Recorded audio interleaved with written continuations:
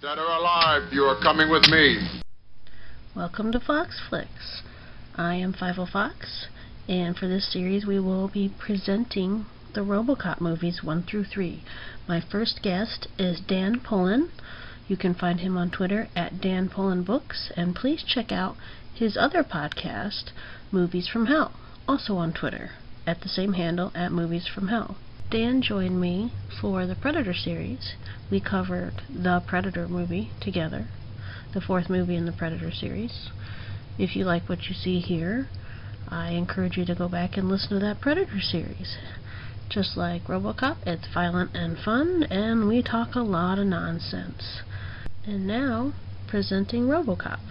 Thank you for your cooperation.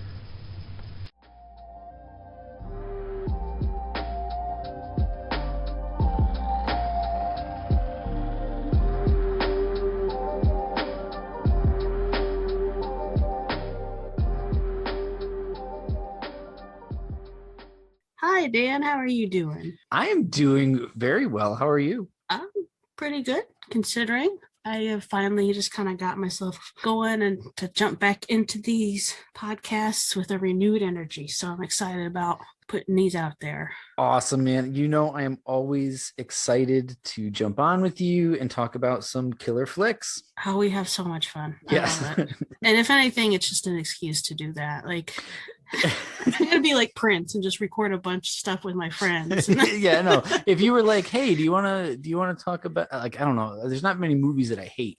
But if you're like, hey, do you want to talk about a movie that you hate? I'd be like, yeah, I'll talk about anything, whatever. That's awesome. Tell me about your first encounter with Robocop, or like maybe your first big memory of it.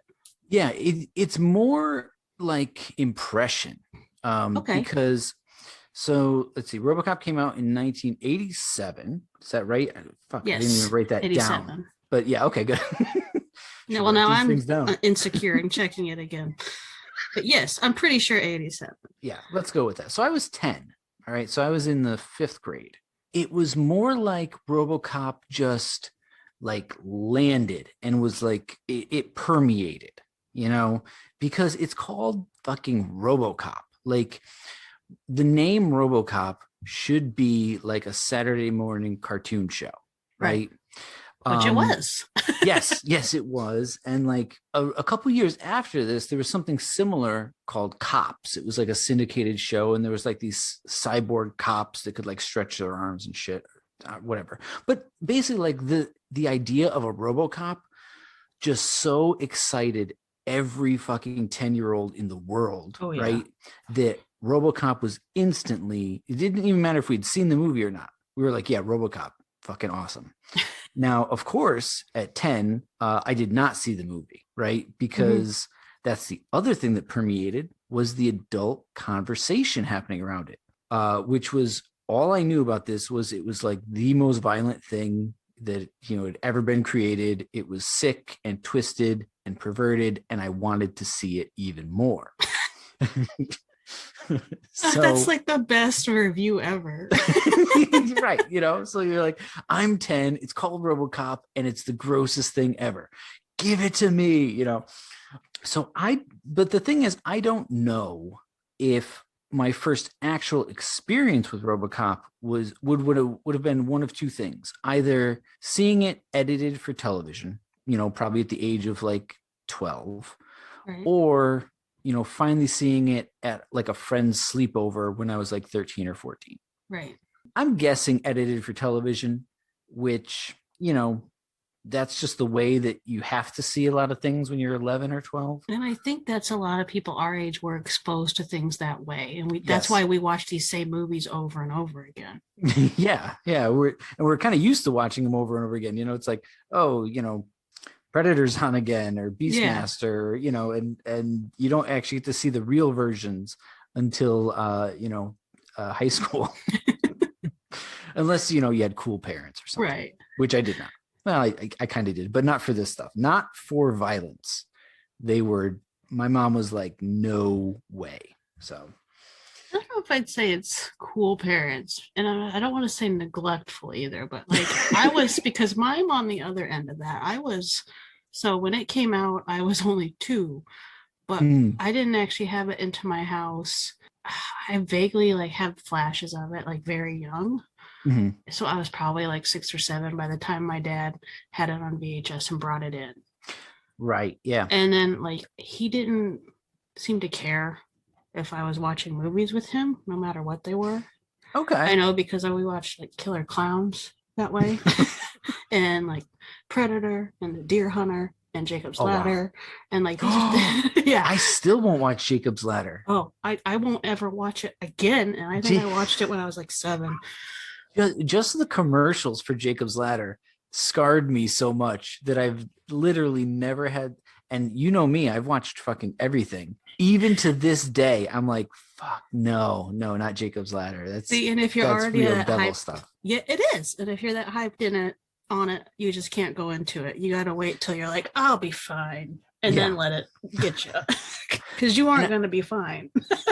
Well, that's the other thing is like, there's not much anymore that scares me or freaks me out. Right. So it's almost like I'm holding on to Jacob's Ladder and never watching it, so that I still, because I kind of believe that if I do watch it now, it's just going to be like another movie. Yeah. And that will ruin like the last thing that could possibly scare me. I love the idea of that you have this kind of like the apex of your horror, the dream of it. Like, this is the spirit. This is where the spirit, and this is how you save it. Yes. Even with all the movies you watch. Right. And we've talked about this before. I got into horror very late in life. Right. So there was a lot of these movies for me that were, I had never seen Texas Chainsaw Massacre until I was in my 30s, because I was literally terrified of it. And then, you finally rip off the Band-Aids and start watching this stuff, and you do become sort of like used to it and desensitized to it. And there's nothing that I watch anymore that actually I'm frightened of. It's just like, no matter what it is, people are like, oh, this is sick. I'm like, give it a go. Let's have fun, I've seen the list of movies that you're watching. Yes. I agree with you. So yes, I still have Jacob's Ladder. That is really cool. I like that. Yeah. I don't think I have a movie like that, because there's plenty of movies that I avoid just because I know that they're going to trigger or scare me. And I think I approach horror the opposite way. Like, there's people who love to be scared and chase that feeling. And that's the thing that kept me away from it. What brings me to it is really that, like, the subgenres, like from the 80s, and the practical effects and the gore. I love campy shit. It's very rare that I'm watching something anymore to be scared. I had those experiences with these older movies, but I notice I don't watch a lot of new horror movies that are meant purely to be scary. Right. Yeah. Very like grounded in reality. Right. And if anything, I avoid those. Like, okay. But I make a point to like use this time to go back and dig into all the stuff I missed and all these other little weird areas of horror that were never mainstream. Yep. Nice. Interesting. I like that. Yeah, very good. Wow, we started out with a really nice sidebar. That was great. I know. And then I'm going to bring up, Star Wars conference with the floating president and staff. Okay. So what a way to, like, I don't know how this movie was pitched because I was too young. But if your opening scene, like, I imagine the trailers were like, oh, it's so violent and dark and dirty. But then you open the movie with the newscaster talking about the Star Wars conference, and the president and his staff were floating. Like, yes. What? What I loved about this, there's two things I loved about the opening. The fact that it just like, it was just like, boom, title card, we're off. Yes, like, yes, exactly. That was awesome. And then, yes, this news footage where they're like smiling, like it's almost like not the real news. It's more like Entertainment Tonight. Yes. Like, and I think the anchor woman was like an Entertainment Tonight type host in real life. Am I right in awesome. There? Or am I just putting that in my head? I think it was, like I said, I should have written this shit down. I think it was like Lisa Gibbons or I just stuck Lisa Gibbons. I can see her. I didn't think that was her, was it? It was. I'm looking at it right now. It was really? Lisa Gibbons. Oh my God, I didn't. Yeah. She was so young. Okay, that's on me because I didn't realize she. I've only seen older Lisa Gibbons. Well, see, no, this was like right in my wheelhouse. Like at because my grandma watched Entertainment Tonight, and what was the other one that she watched? Inside Edition. She watched Entertainment Tonight and Inside Edition religiously every night. And yeah, I remember a young Lisa Gibbons.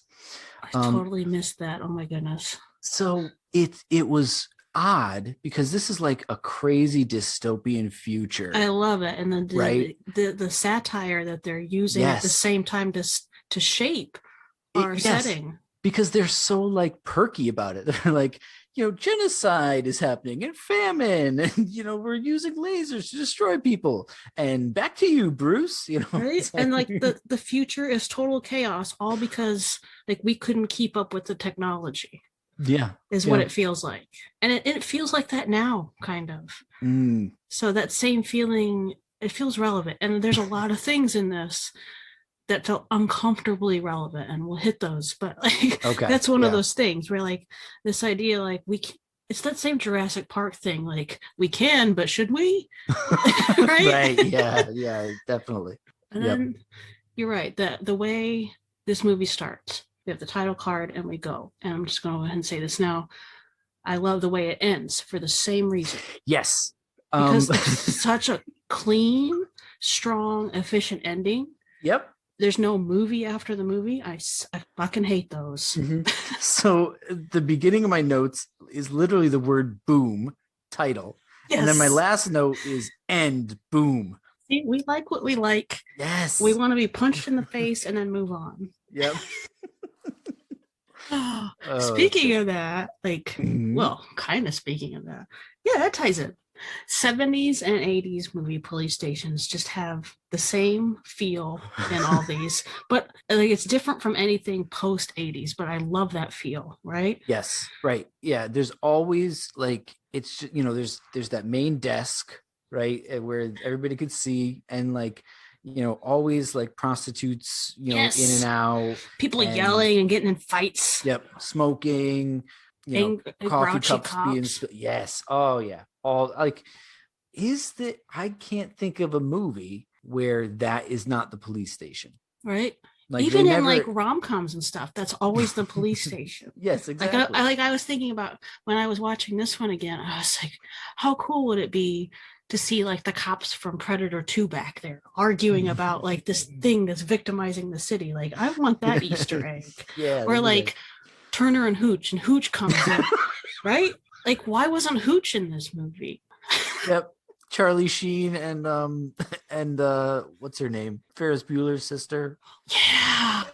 Oh, the police academy cops. Oh my God. Steve Guttenberg over there with Jones before they go to the academy. Yes. Like, I feel like maybe 70s, 80s movie police stations is its own real universe out there. I think so. And this is like, I think we're saying this is a trope that they never like, you're always turning tropes on their head.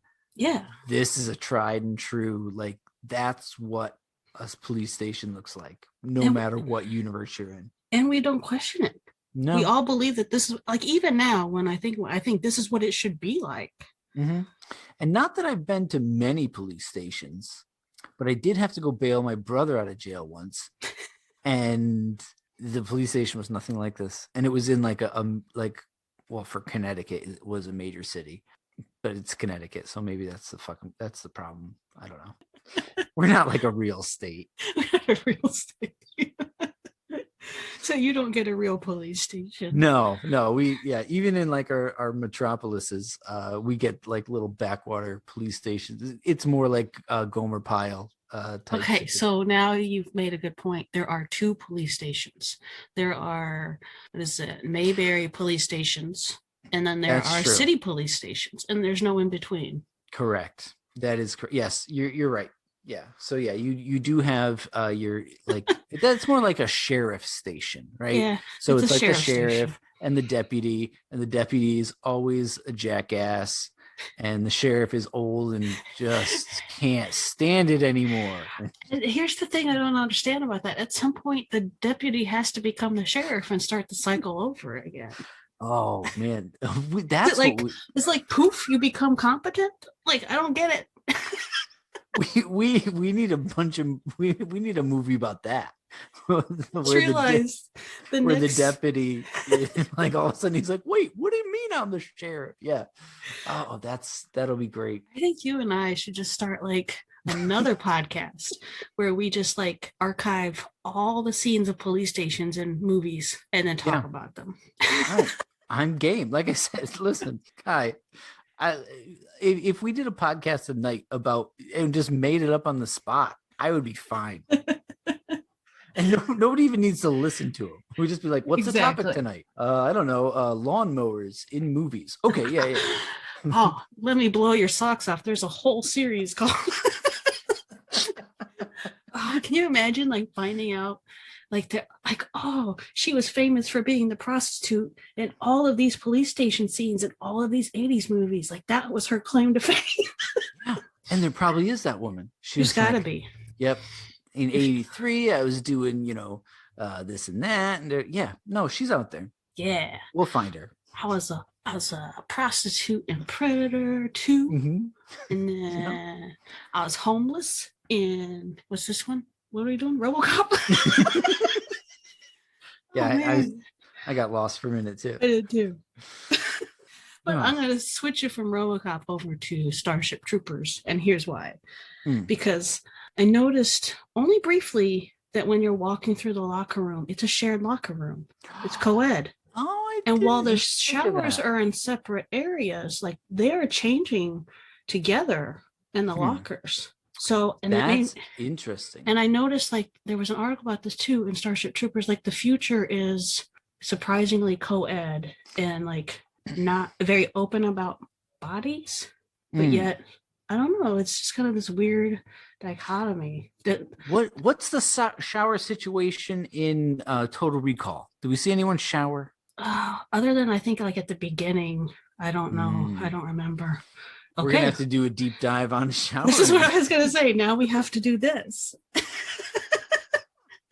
I feel like I need to go through and make a list. Yeah.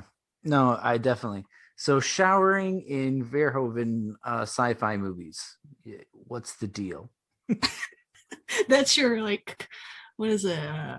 Comic-Con question. Yeah, exactly. Yeah, we get to the panel. So, Mr. Verhoeven, what's the deal with the showering? Oh no. And that's another thing, like in movies, in real life, on TV, anytime I've seen like a man's bare ass, it's never been like in my mind, like, oh, I want that, or oh, that's hot. It's like some people love butts, and I'm just not that person, except I love my own. But okay, I love my own, but like I don't get that thing where like, oh, I want to see that. And even with women, like, honestly, I think it's probably better closed. But put clothes on a butt is nice. Yes, I think it does more it's more flattering. I've never really understood the man butt. Like I totally get the woman butt. I understand that. I'm a student of women's butts. That's gonna be like the commercial for this. But like, other than like, I can obviously tell when someone has like a very when a man has a very muscular butt, and maybe that's what's the nice thing.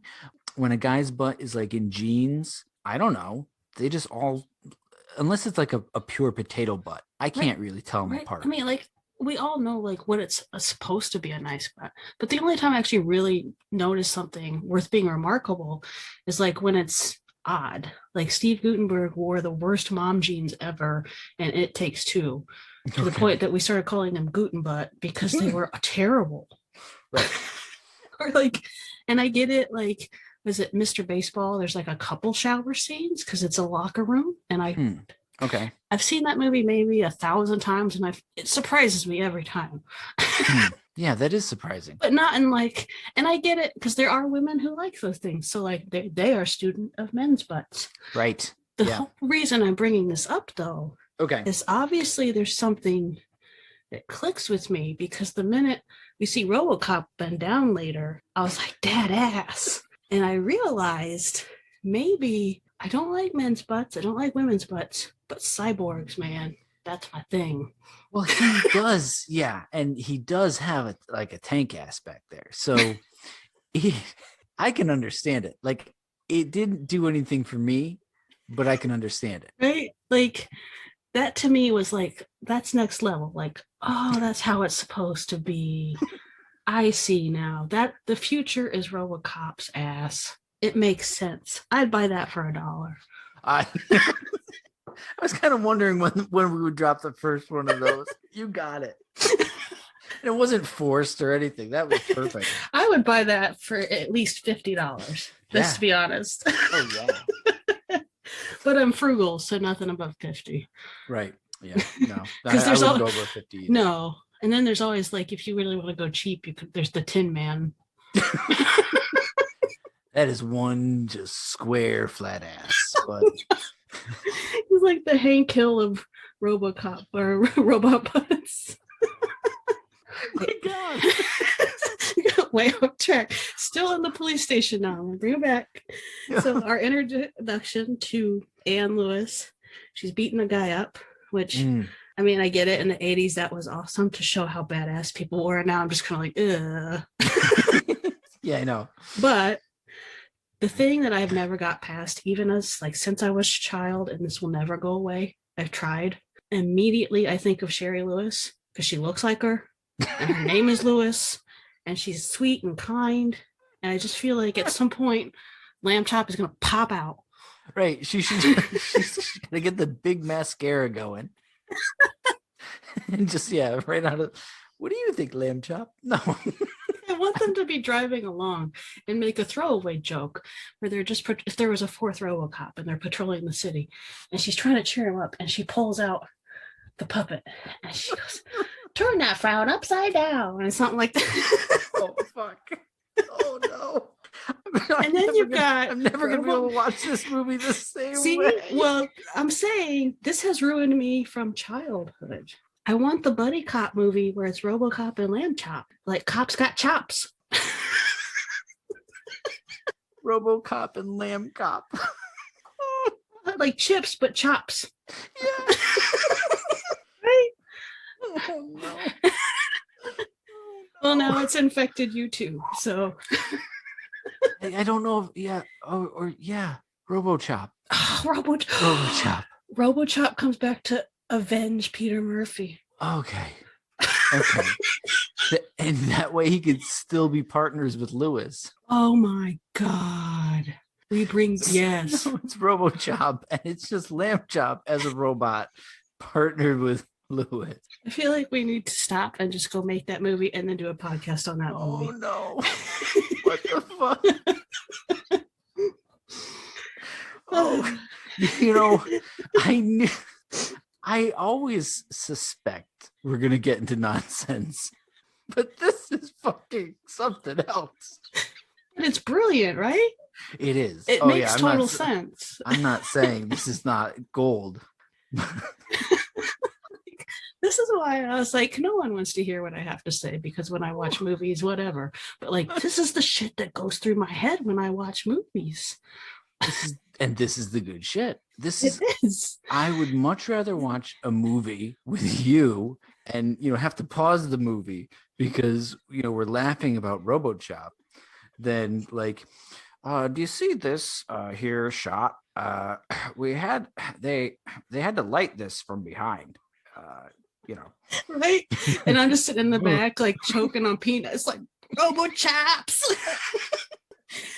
Oh my God. And Lamb Chop was so good all the time, pretending like he was dead because he was so dramatic, or she, whatever, he, she, whatever. Yeah, that'd be so good. Oh my God. This is Sherry Ann Lewis. Oh, it's going to be her middle name, Sherry. That's what we find out. And Yes. Sherry Lewis. Yep. That's it. That's the story. RoboCop 4. RoboChop. The Return. I love it. Or no, Next Generation. That's what it'd be. Yes, The Next Generation. Next Generation. Yep. I need to make a movie poster when I release this. Okay. Yeah. I'll send it to you. Thank you. It's going to be amazing. Okay. What else? I have so many police station notes. Twerp. You hear that in there. I feel like okay. We don't say that enough. I need to bring that back. Yeah, that is a good one. Twerp. Twerp, perp. I get it. And then my next note, we're just kind of just going down notes here. Ed 209, just fun story, is what I wanted to name our boxer when I was a kid. Because Ed 209, if you watch, is always growling. Yes. Right? And yeah, he's very feral. Very feral. And like, as a kid, immediately like popped in my head as a dog. So when we got the boxer, I was like, Ed 209. I fucking love Robocop. Ed 209. And no one went with me on it. Of course not. It's because you're a visionary. And obviously, RoboChop. I could have had a dog named RoboChop and Ed 209, and then like they hated each other. Oh my God. Yeah. If it had been the time of like TikTok social media, I'd be rich right now. Exactly. Oh Lord. Oh, okay. And then we get to that scene, speaking of Ed 209, we get to that scene where he like fucks up and shoots Kenny. Yes. And then, okay. And this like, is like just so like Squib City, man. Beautiful. It's beautiful. Like, and this is where, you know, it differed a lot from other movies at the time, right? Other movies at the time would have the one shot of like, you know, maybe 8-10 squibs like going off. But then we cut and we come from another angle. Isn't that right? So and then maybe a third angle. Just hamburger. They're just turning them into just it's just crazy. And this is why my mom wouldn't let me watch it. I think this is why my dad did let me watch it. Because it's like, this is awesome. Yeah. It really is. And this is the idea, this aesthetic, this ultra violence is really what kind of separated it from a lot of other movies at the time. It's interesting to me because this was kind of like this and Predator. These were my first impressions of action, this kind of intense gore. Yes. So like for me, like this was what was normal. And I didn't understand till later, like, and I think a lot of kids my age, we grew up with like Robocop. Oh, Robocop's part of our lives. That like people older than us were like, that was ultra violent. That was innovative. Like, because to us, that was the norm for us. Yeah. Yep. You know, a lot of, you know, you think about a lot of action movies that came before this time, you know, of course they're always violent, but you come from the era of, you know, pow, you're dead and you just fall down. Right. To then, you know, maybe like, you know, you shoot somebody and it looks like their jacket explodes in little places, right? No, you know, no actual blood popping out. Right, but we see something. Yeah. And then, you know, you get some bloodiness and stuff, and then you get finally to Robocop and the hamburger. Yeah. Which is honestly the best way to describe all the shooting scenes in this movie. I like too, like it's finally over. That scene feels so long but amazing, and then it's finally over and it's quiet, and he goes, "Don't touch him!" Like he's gonna save him. Like, what did you mean by "don't touch him"? Like he's already all over this room. Yeah. You're gonna call the paramedics. What are they gonna do? Yeah, no, you're not putting Humpty Bumpty back together again. But one of the other things that was great about that scene is just the cold, like, corporateness of it, because, you know, this guy just gets destroyed in your boardroom, and they're just like, fuck, clean him up, you know, go back to the drawing board with Ed 209. Yes, you know, and yeah, I totally agree. I have notes about that because, like, there's the initial like freaking out, but that's just because they don't want to get. You notice like they're pushing him away from them to save themselves. Like they don't give a shit about this guy. There's no one, like you see later they start to finally try to shut down Ed 209, but it takes them a while to get there. And you're right. The senior president's just like, oh damn it. Yep. This is going to cost us $50 million or whatever it was. And that's the main concern. So, there always seems to be like commentary, even in scenes like this, about the corporate greed and the militarization of law enforcement and the profits made from this, and all sorts of stuff that I think you were alluding to earlier, right, is very prominent in today's conversation. and that's like the heaviest theme throughout all three of these movies, is that we balance that like cold corporate militarization, whatever. Yep. I'm not gonna versus like, where do we like define and discover our humanity? Because I have a lot of places in my notes where I talk about this scene was so cold and so brutal. But then we have on the other end of it, like Peter Weller is so damn charming. Yes. It's like pre-Robocop. And he doesn't even have much screen time to sell that, but he does so good with it. Yeah, right. He does so well that he and Lewis only knew each other for a day, and she's their best friends. Right. But we saw him for like 5 minutes before and when we like the pure violence of what happens to him is like, that's enough to make you feel empathy. But I totally believe that we already felt like we loved him within minutes. Yeah. And that was so integral to selling the empathy for the rest of the movie. Correct. Yeah. And it's funny, we talked about the kind of chaos and whatnot of the 80s police station, because he walked in there with just this like calm about him, right? And like he was kind of like up above all this noise, and so just that entrance, you knew that he was different. He was, yeah. And then, like I said, he and Lewis only, I mean, was that their first day on the job? He got killed, or was it the second? I think that was the first day, right? I think so too. Which always, like, every time I watch it, I'm like, wait a minute. Because they show them, and like she's like, I drive, and he's like, well, I drive. And then they go out. They get a donut. Yeah. And then they get a call. It might even been a half day. Who knows? Right. So basically, and then that joke about, all right, you drive, and then the shit goes down. Exactly. Yeah. There was no like one of those little passage of times montages where they've like been working. No, just exactly. Like, not even a half a day on the job, and they're already best buds, and she would go to war for him. Yeah. Yeah. Because I later, like, they're like, well, we're partners. Like, yeah, but you were like partners for like a day. Right. Exactly. In sixth grade, I got put into the wrong special on the first day of class. So I got put into industrial arts. I was supposed to be in home ec. I was not ride or die for that industrial arts class.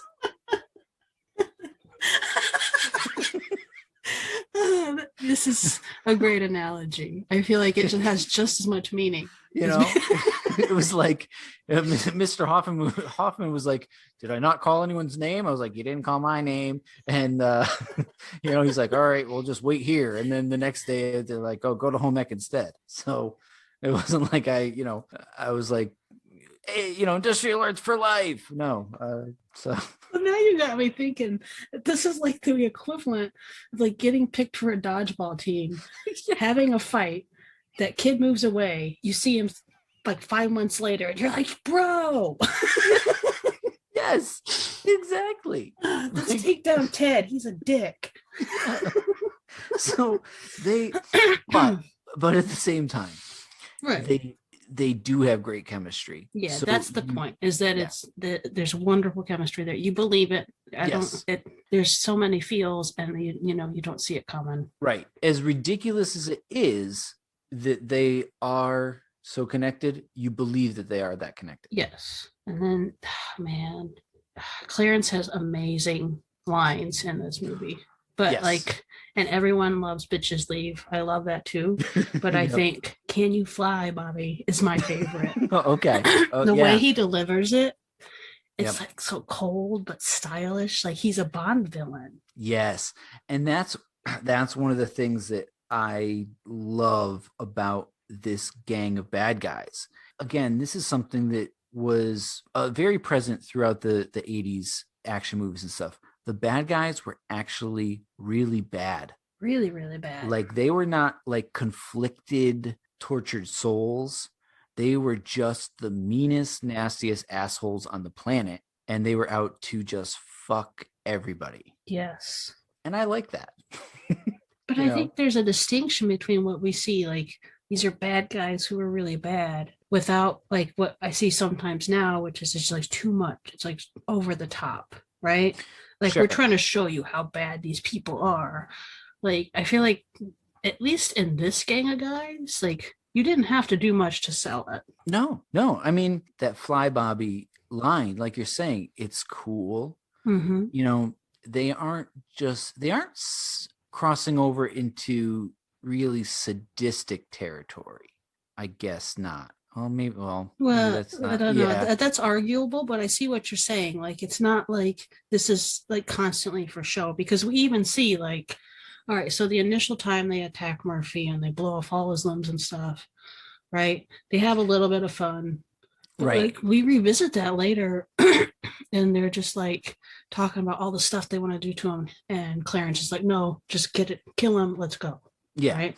So I think, now that I'm thinking about it, it's more like they're like animals. They're like a pack of hyenas. That's good. Yeah. Yeah. And so it's not so much that they revel in the killing. It's that they are just born to kill. Like, right. It's just what they do. They have no qualms about it. It's part of their nature, and they're going to do it until they die. Right. It's almost like you said, it's like part of their nature. It's they're bored. This is what they do. Yeah. And I like that versus what we get a lot of today. Well, not a lot, but like, we get a lot of introspection into our villains. Yes. Nowadays. And while that's not, like, I agree with you, like I like these, more complex characters and deep dives sometimes, but yes. I don't need it every time for every character in every movie. No, sometimes I can just have a bad guy who I want to see, thrown off a building. And I don't need to know why he's bad. No, I just that's the bad guy. Let's have the action move around it. Yep. It's fine by me. And this is perfect. Like, obviously, like, he steals the show at his viciousness. Yeah. But and I love these jokes that, like, oh, this is Red Foreman's past. But, like, the truth is, this is the future. Like, this is what having children did to him. He's dead inside. Eric just fucking pushed him over the edge. Yeah. And now you're right. Eric and his wife, and he's just now, he's doing all the drugs and shooting all the people. Does he ever call anyone a dumbass in this movie? What does he call? Someone says butthole. One of the gang members says butthole. I was like, as filthy as this movie is, he just called him a butthole. And I'm like, what? Are you 10? You do get a lot of that in 80s movies. Like, they hadn't, like, the swearing and insults, like, hadn't caught up to, you get a lot of, like you're saying, twerp, dweebo, It's like, well, how come you're shooting people? You're not calling them a motherfucker? Like, what is your deal? And I guess that's somewhat realistic. Like, at some point, you're not going to always say motherfucker all the time. You're going to say it a lot, but at some point, you got to say something different, right? Yeah. It's just like butthole just seems But again, though, at the same time, the viciousness was still believable. Like, when he's doing the no thing, I hate how I feel when he's doing that. It's disgusting, and like, there's tension. I know what's going to happen, but I can just, my empathy for Murphy right there, it's awful. Yep. And I've seen this movie a million times, and I told you earlier, I think before we started, I think this is the last time I'm going to watch it for a long time, because there's something about, as I get older, like, I love gore for gore and I love over-the-top action, but this hits differently, because while it's there and it has that level of satire and social commentary, the pure cruelty of how these scenes are shot is too much for me. It feels like the same way it feels when I watch a horror movie with torture in it. Oh, yeah, sure. And before the episode started, we were talking a little bit about the way movies from like your childhood hit differently as an adult, or this and that. I was recently talking to someone about the only movie that I was never able to finish was Lars von Trier's Antichrist. Okay. Now, do you know that movie? I do not. So there's a lot of really messed up stuff in that movie. Evidently, there's like genital mutilation and like also just really, really sick stuff. And I said the conversation went exactly like this. I've never been able to finish Antichrist, and they was it the genital mutilation? Was it the second genital mutilation? Was it the time, and they started describing all these things. I said, no, honestly, I turned it off right in the beginning when the main character's son died. Yes. And my son was like the exact same age at that point when I was watching this movie, and it hit so hard because the son dies just through like a normal household accident. Right. And it made me face his mortality rather than face mine. Yes. And it was too much for me, and I shut it off, and I've never been able to come back to it. I think 10 years later now, I could probably watch it now that my son's 15 and it's different, but yes. I was never able to watch it. Right. So like we were talking about that, like you said, the experiences as we grow change how we watch movies, and that's why movies are worth being revisited again and again, because you don't know what you're going to take from at that time. Like I know I talked to someone, like when Hereditary came out, everyone was talking about like the head scene and stuff like that, and that's not what shook me about that movie. And I talked to someone else about this, and they were like, well, let's do it privately. And we did this in the DMs. And then she said, I had to leave the movie during a scene for that movie. I'm like, I did too. Can you tell me which one? And we talked about it, and it was the same one. It was the mother, Toni Collette, screaming and crying and grieving over her child. Yes. And it was so raw. And I don't know if that affected non-parents the same way. But I know that triggered her to leave.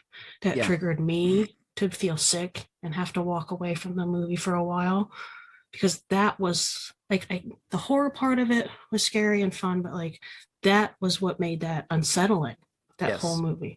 And then from that point on, her deep grief and her resentment and her hatred, to me, that's what carries that movie. Yeah. And what's funny is, similarly, the decapitation didn't like do that much for me. Right. It was shocking, but the brothers like reaction to it, and like the way that it what's the word I'm looking for? It put him in that catatonic state. The catatonic shock. Yes, that affected me more than the actual decapitation. I agree. Because you're watching that and like it happens and it's in an instant, but then he looks back, and then like his choice to just shut down mentally, keep driving, get out of the car and go to bed. And like, he could not handle being, even emotional or having any kind of feeling at that point whatsoever to survive. Right. And it would have been very stereotypical for him to like panic and shout. And like you would have seen that type of reaction in so many movies. When he just went low, all of a sudden, it was like, it was so like, chilling, but it felt more relatable. Yes, and it like I know that feeling where all of a sudden you get this dread. It's like things just shut down. Like you can't scream, you can't run around in circles and panic. You're just like, this can't be real. Yeah. So that's a great one for very, very raw emotional connections. And I think too the same with that movie, like that feeling, like we have that rawness, but it feels so cold that we are capable of being that, like things can be that cold, that something that just had so much meaning ended in an instant, and then you're frozen. So like same thing here. It's not the same, but like I was feeling that too. Like, so we went from seeing that horrible scene of him getting shot to death, and like I said, the older I get, the harder it is for me to watch that. But maybe even harder is the scene right after, and you're walking through his eyes as they're operating on him. And they go at it for like 5 minutes. They can't, they're done. It's cold, it's clean. It's too realistic. Yeah. And to go from like, this is a whole person's life, and in this moment it ended, and that's all you can do. But then to wake up immediately into the robot thing, it's jarring. It is. It's a great transition, because it is so well done with that POV perspective, and it is what it would be like, if you were coming out of, like, say you were coming out of a coma and you kept going in and out, it would be these like breaks, right? And that's essentially what's happening to him. Or I think we mentioned before, it's at one point like the Christ analogy. So like this like slow resurrection that he has. So incredibly well done. And that's something I didn't notice until this rewatch. It's amazing because I've seen it so many times. But I was taking notes and I'm watching how, we get introduced to Murphy. We all within like 5 minutes, we fall in love with Murphy. We feel for Murphy as he dies this horrible, painful death. Then he immediately go with him as he transitions. And the way they, like you said, they use that POV brilliantly in this movie. Yes. Because it's not camp. It has meaning how they use it.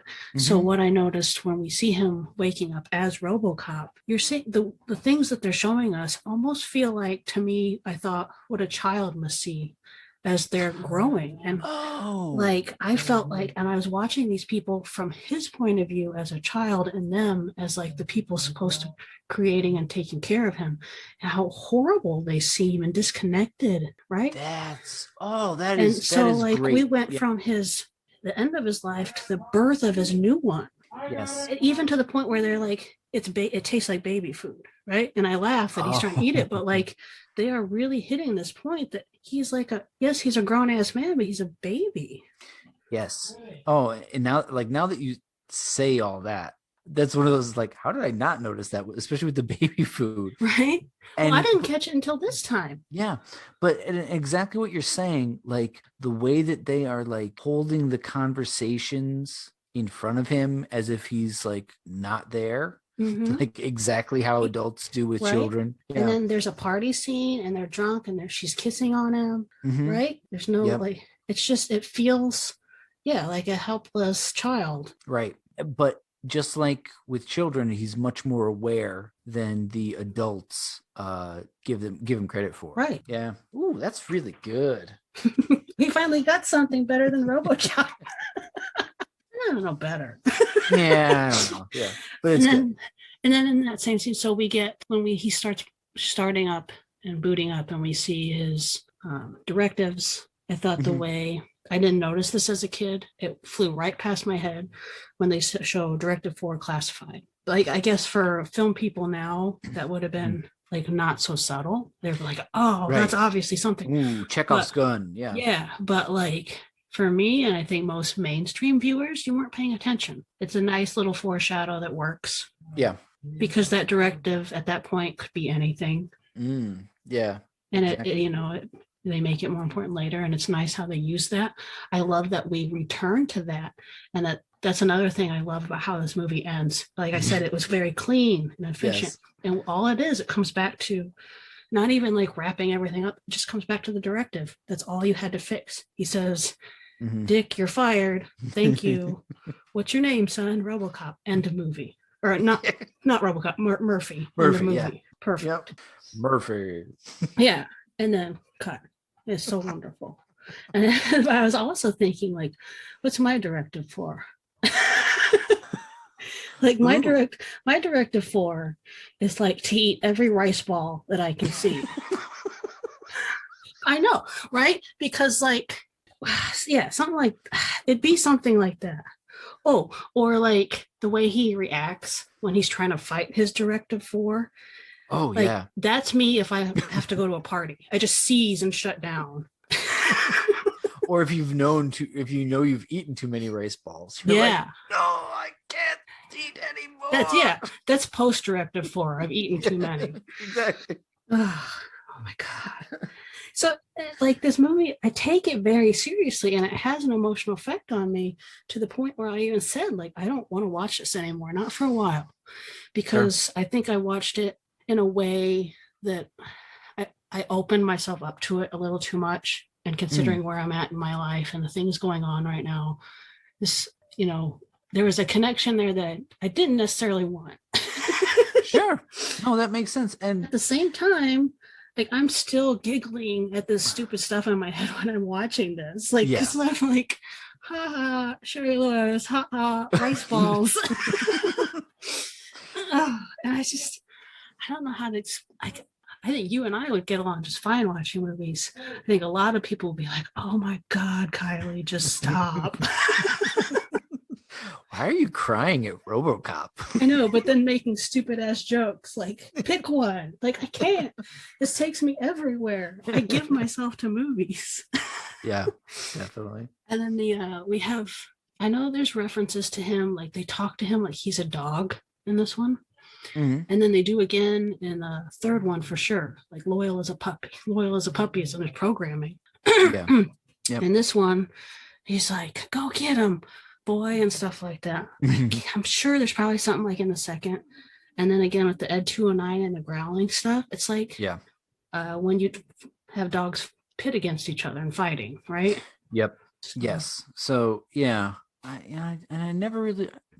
I definitely caught the Ed 209 one. I never really caught the Murphy ones where they're treating him like a dog. But I think I probably just viewed it more as they were treating him like like a piece of property. Yeah, exactly. Or like a weapon or a tool, or right, because something like less than human. Right, because even when he's trying to arrest the executive, it says product violation. Yeah, that's true.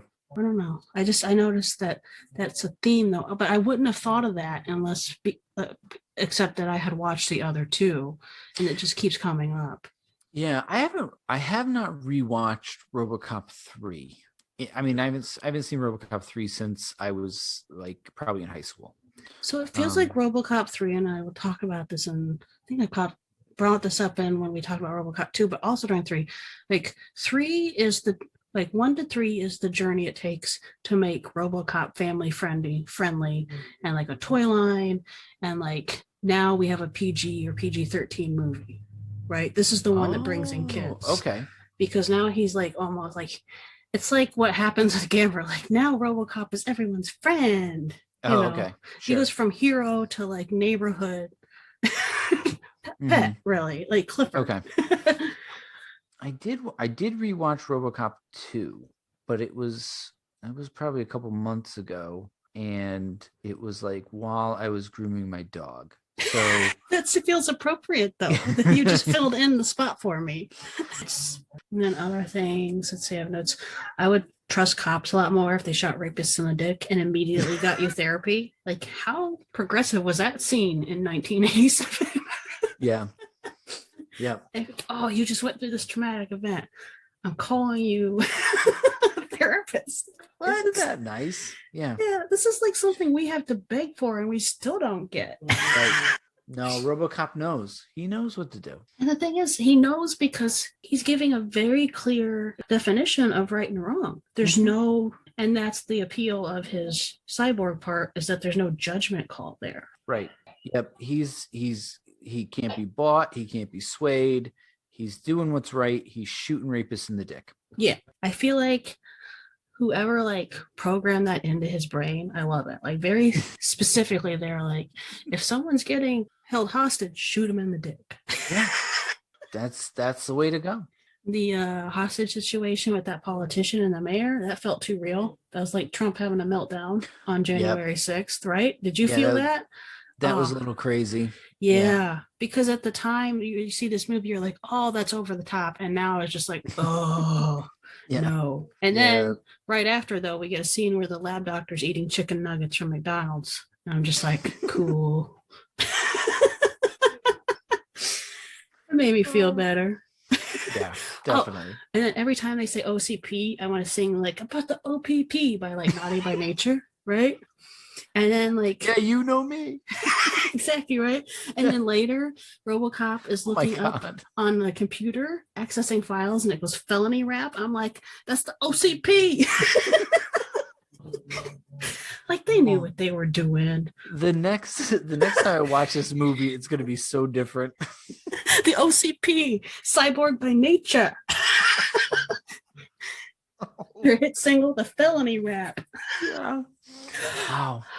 Oh, and then like he's in arrest mode, but it'd be like arrest development mode. Oh my god, that's the second single. Oh, so good. Oh, you're killing me.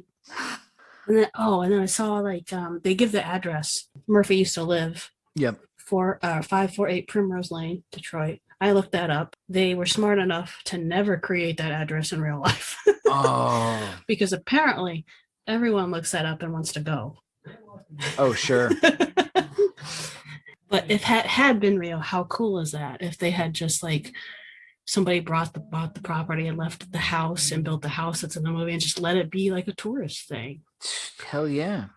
I just recently found out, well, not specifically. I knew that there was a demon murder near where I live. Like the first ever guy who was like, I was possessed by a demon and I murdered somebody. And they called this is like the big case that they called the Warrens in on and everything. And I knew it was in this area. And I just looked it up and I just found out that it was the place where I used to take my dog, like a dog that I had like 15 years ago for like kenneling. Oh, no. So yeah, there was a demon murder there and now it's a dog kennel.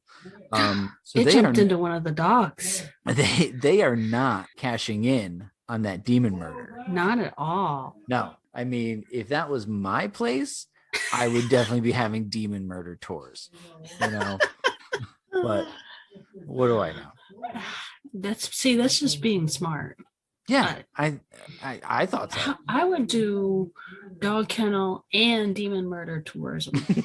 Right? Yeah, exactly. Do both. Because dogs are supposed to be able to sense like danger, right?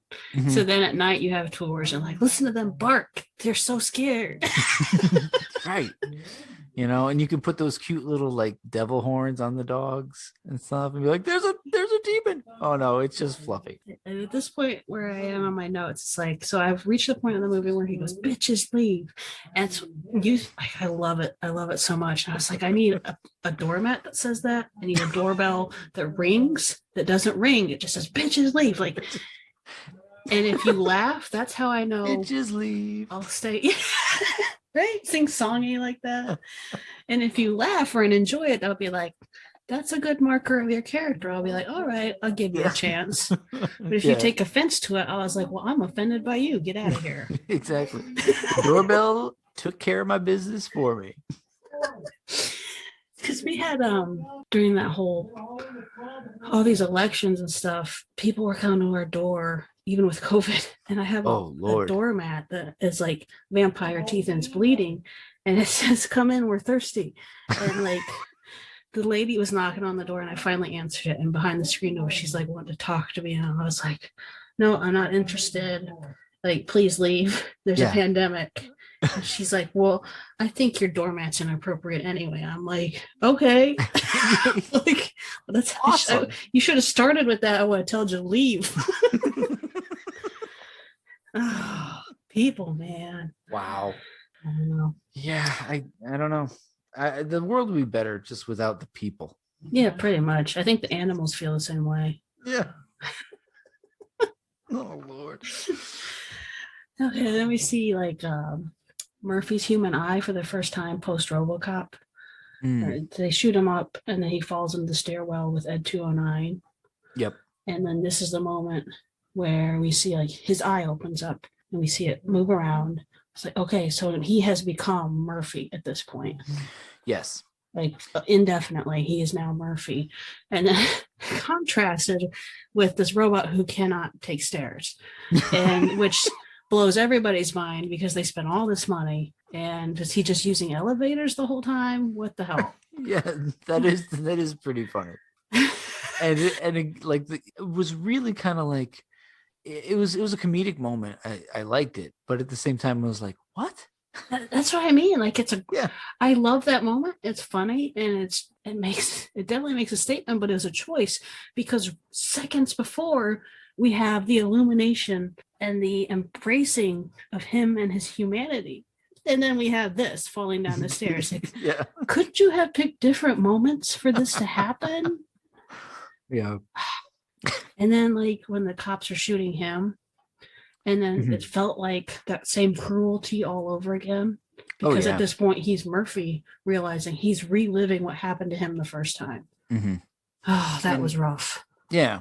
And it's his own brethren, you know, turning on him. So, but he does get that. We do get that angel moment then from Lewis. Yes. You know, so that is a nice little difference between those two. So, you know, she comes and rescues him. Then we get to see like that second bonding experience between them, which definitely has a lot more impact than the first, because this is where like they've been hinting that she wants to get close to him, and then this is that moment where she has taken that huge risk because she has invested in bringing him and recognizing his humanity back. Yeah. And then also just from a movie making standpoint, the fucking effects for when he is totally like helmetless. Yes, right. That's so incredible. I mean, even now. Yes, I was exactly gonna say that. Like, I was watching this last night. I watched it the last 2 nights, and it was in awe of that. Like, there's been no improvement on making a human face on a robot body since then. It is not gotten any better. It is absolutely flawless. Yeah, that's just, you're right. There's just nothing more to say than it's just like, it's stunning. And like you said, it can't be improved upon. It's like, I haven't seen it improved upon. That is beautiful as far as the effects go. Yeah. And then you have also like, I have that too for like the toxic waste melting scene. Like some of those are some of the best practical effects I've ever seen in a movie, and that still holds up. And then the way they carry that and is like the desperate wailing also really brings that out. But like, and I just wrote down Emil's death is the best. When he just gets fucking liquidated across that windshield. Oh, right. So we went from he's tumbling out of the cargo van, and we follow that melting process all the way until he just gets obliterated. Like, it's insane. My God. That is so good. And it looks so good, but in a way it doesn't feel like fake. Like, it looks like this is what you believe toxic waste could do to a human. Yes, it definitely. Either that or give you superpowers. Right. One or the other. I'm definitely gonna leave this more before, like, spider webs coming out of my butt and hands. Well, who knows? I'd give it a shot. And then I laugh when Boddicker is up there and he's all scarred up and gross, and he's hitting on the secretary Barbara. Like, what kind of confidence do you have? You just came out of jail. You're all fucked up in the face. And you're like, how about I talk to you later for a date? Like, are you serious? Right. Yeah. Shoot your shot, guy, I guess. That's true. Good for him. But also, he's terrible. So, no, Barbara. Say no to the scarred up man who just stuck his gum on your nameplate. So actually, you know what? That's a rule that I live by. That's my directive 4. Here's the thing, like, this movie goes back and forth between like that kind of dry, dark humor, and then like right after that there's a scene and Lewis and Murphy are talking, and he goes, I can feel him but I can't remember him. And that's like the saddest line in the whole movie. Oh yeah. Oh shit, man. Yeah. Oh, so what else? Oh, and then again, back to funny, where we have he's like with the 2, he says models, they're prostitutes, and they're all snorting coke and stuff. Or no, that's not it. It's in the commercial. That's right. It's in one of those I'll buy that for $1 commercials. I think Emil's watching TV, right? On the street. This is on the street, and yes, there's she's like, oh, but basically like starting a 3-way, right? Yes, can I have you both? And she goes, sure, we've both had our shots. Yes, thank you. And like we took that very differently now. Oh yeah. Oh my God. And then I was laughing about how like every one of them gets these big, huge ass military guns and they become terrible shots. Where in the beginning of the movie they were fine. Yeah. Well, those guns were heavy. To be fair, that's true. It is. Yeah, but also like the target space like greatly increased though. Like I mean, you don't have to be pinpoint accurate when you're just blowing shit up, right? Like he at least like he's trying to shoot at the second floor and just shot the first one. And I'm like, what? That's true. Yeah. There's no excuse for that. No, there really isn't. And maybe it's the only single flaw in this movie, but otherwise it's a great movie. I don't know. It's just it balances everything it's doing really well. Mm-hmm. And the other two movies, as much as I love and enjoy them for kind of just being part of the series, for the spirit of things, nothing is like the first Robocop. Yeah. And like I said, I haven't revisited those enough to really like comment on them, but just the fact that I did rewatch the second one recently and you just didn't remember much of it. Yeah, I'm really kind of shocked. Like I didn't even, and what's funny is even in preparation for this episode, I didn't even think about it. Like I didn't even try to like go back and say, oh, I should have some RoboCop 2 material ready to go. Right. Which probably, as a podcasting professional, I probably should have done. That's all right. I was supposed to watch there's twice that I'm the freaking host and like I don't finish the movie and then I record and talk about it and I feel like such an asshole when I do that. But I'm also like that was part of my experience was that I didn't finish the movie. And that's valid commentary sometimes.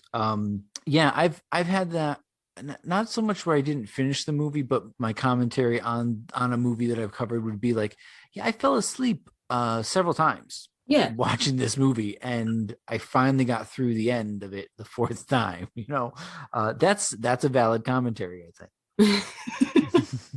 But RoboCop, I definitely finished that movie. That's awesome. Exactly. So I was watching the credits and I didn't I wrote down in my notes 6,000 SUX sucks, right? Because I thought that was funny. I got that too, yeah. And then in the end, they said the commercial was by the Kyoto brothers. Like, what? They made that commercial and they made that effect. It's like, that's so cool. What a nice tie-in. Like, I never caught that before. No, that's crazy. So there's another reason we can have killer clowns in this universe. like another police station where we there you go.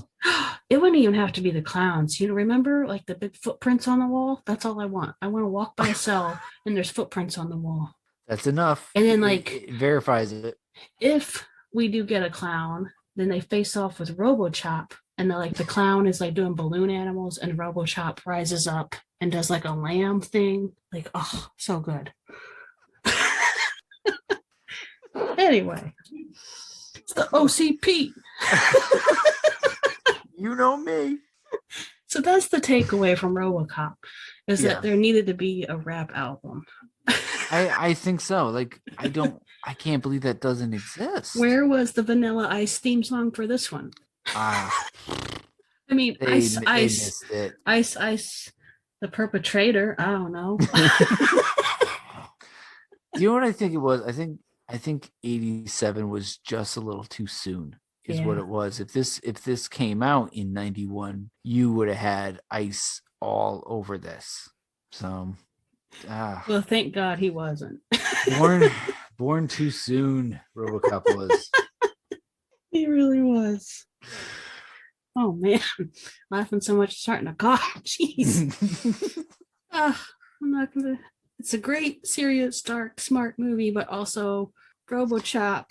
Yeah, and that's the thing is, as we were talking about the different ways that this hits us, none of this stuff if I had watched the, no matter what age I watched this as, it was probably, like I said, it was probably 13 or 14. None of this stuff really even hit me at that time.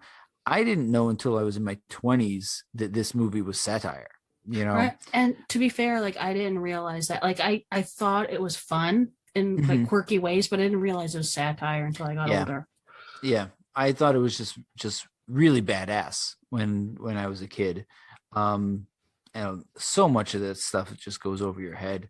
And then the emotional stuff, like it's there more as like a window dressing. Yes. Than anything that's really impactful. You're like, oh, okay, Murphy had a kid. All right, that makes sense. Yeah. Okay. Now let me see him, turn somebody else into a hamburger.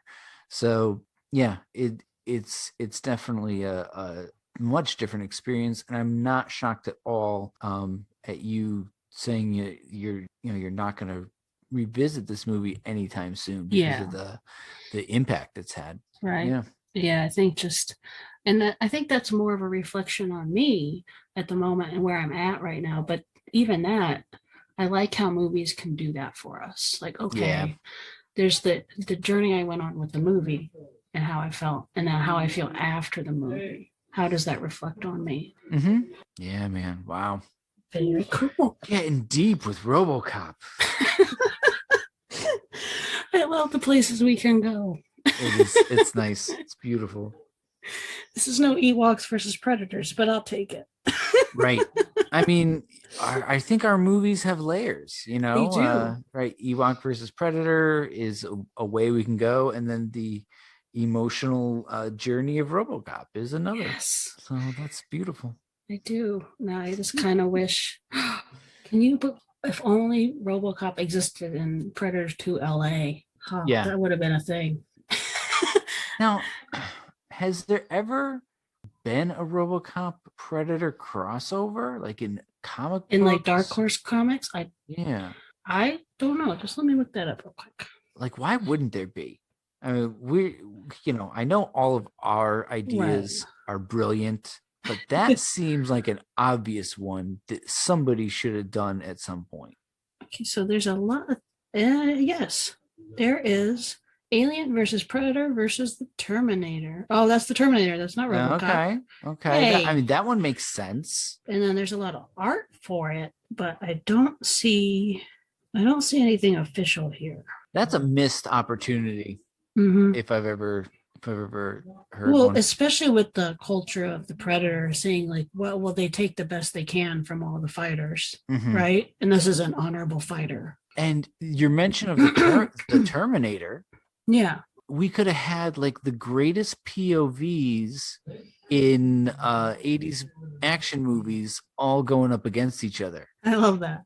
Yeah, but it's in some way I need them to do that like Godzilla thing where they're not necessarily the villains, right? Oh, okay, yeah. And it turns back on. Yes, then they all have to like team up and I don't know, fight the lawnmower man or some shit. I don't know. Or like if they like, I don't have a lot of like, I have love and respect for the franchise, but as far as like I'm Team Predator, so if everything just fights Alien, that's fine. Okay. For the Xenomorphs, we can do that. Let's just do that. Let's make them the villain and everything. Yeah. And I think that works for our earlier comment about how like they're just bad, right? Yes. Yeah, exactly. And that's why they're amazing, is they are clinically coldly bad. Right. You don't have like that. They're not like, oh, but like, she's trying to protect her young and this and that. Yeah. Nope. Fuck it. They just are bad and you need to kill them. That's all I got for Robocop, which actually turned out to be quite a bit. Yeah, I think that's. I'm like, I think we covered every single one of my notes. Awesome. Yeah. So I'm giving you a air high five right now. Okay. Yes. Big time. And then I'm gonna like surprise you because I'm going for a high five with my other hand, and it's lamb chop. I was not expecting that. Well, now you're going to always expect it in Robocop, so you're welcome. Okay, thank you. Come visit again. Oh, Lord.